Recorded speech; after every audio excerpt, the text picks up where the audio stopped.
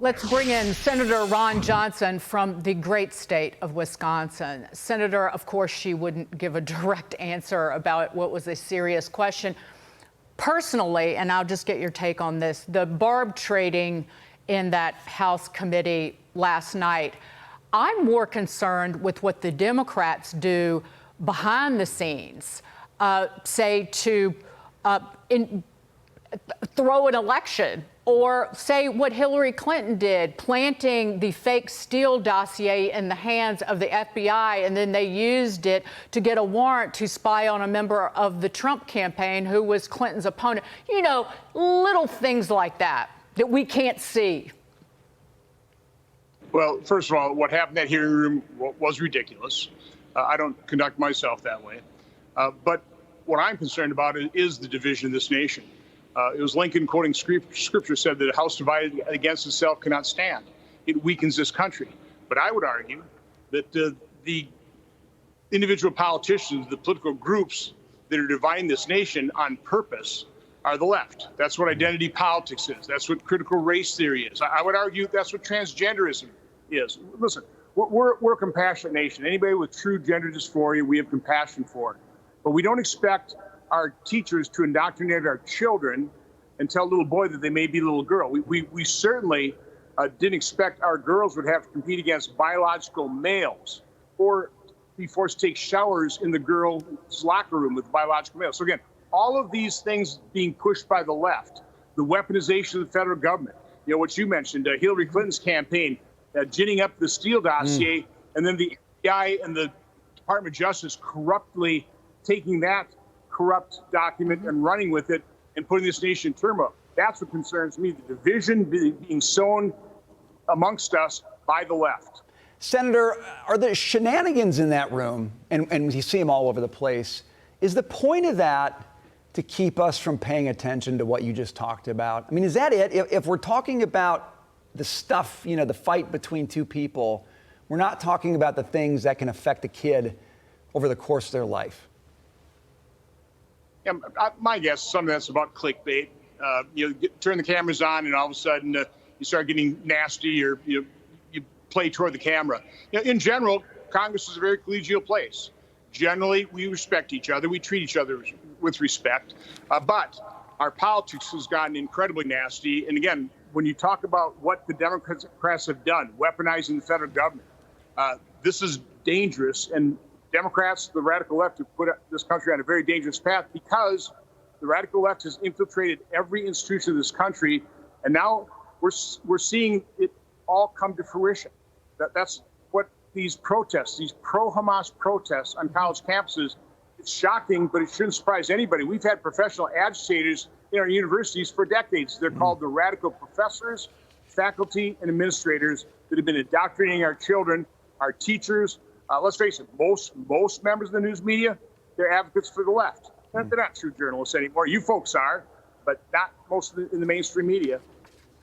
And the American people, the taxpayers, have been funding that indoctrination on college campuses, and they just are now footing the bill for that loan forgiveness. But let's move to this, Senator. Sticking with the theme of politics becoming unhinged, the conventions have always been a target for those very protesters you were talking about, but this year security concerns especially high, given the nonstop protests that have happened across this country.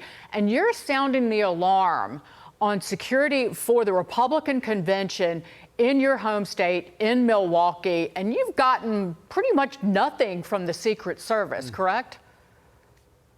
Right, because they're pretty well relying on the fact that they developed a security plan for the DNC convention in the summer of 2020. Now, they developed that plan before the riots of 2020, certainly before January 6th. So conditions have changed. Plus, that was a Democrat National Committee convention held in a Democrat city.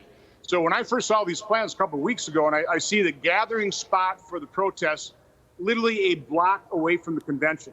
They originally had the entrance points on the street north and south adjacent to that park. You know, an obvious concern. So I met with the director of Secret Service, and she tells me, well, we established this plan based on our criteria over many national security events.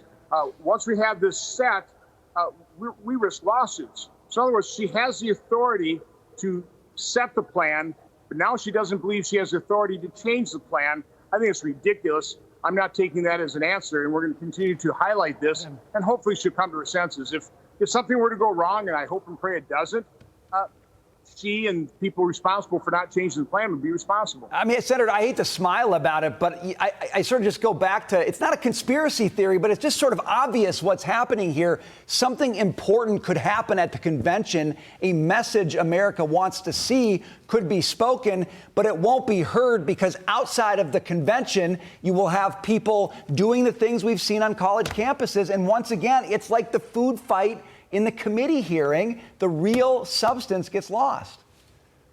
Right. We want to be able to tell America what Republicans are proposing for this nation.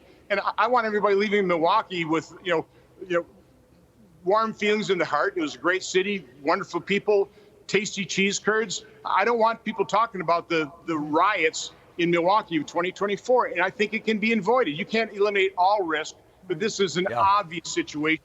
It can be corrected. It should be corrected. And by the way, the DNC convention in Chicago, the United Center, it has private parking lots completely surrounding it. So there's even a possibility of a protest zone being anywhere close to that convention site. And you're talking about potential attendees of the RNC having to walk the gauntlet by protesters, violent, angry, aggressive protesters.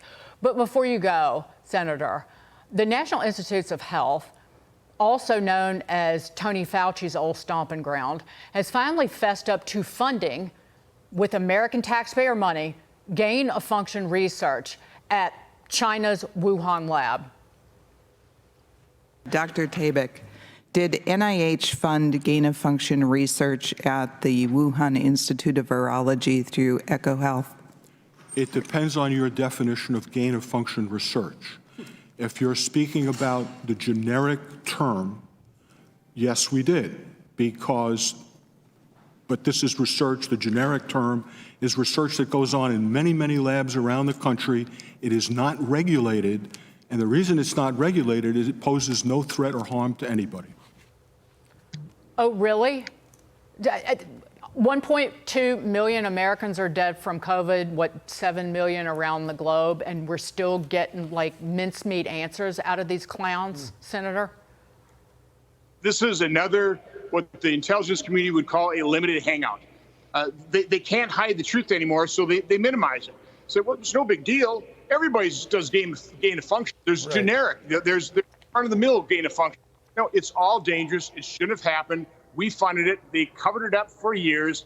Now they're kind of admitting, just like they're admitting now that, that there are some vaccine injuries. The New York Times admitted. Dr. Birx says, yeah, there are thousands. I hate to tell you, Dr. Birx, no, there are millions of vaccine injuries. 37,000 people worldwide on the VAERS system. 24% of those deaths occurred on the day of vaccination within 2 days. These are real. They're severe. They're only admitting a little bit. It's a limited hangout. Senator Ron Johnson, always a pleasure, sir. Be well. Enjoy your beautiful state. I see where you are. And I'm watching Top Chef, too, by the way, which is all of Wisconsin's bountiful food and produce is on display. So people should watch that, too. Thank you, sir. Have a good night.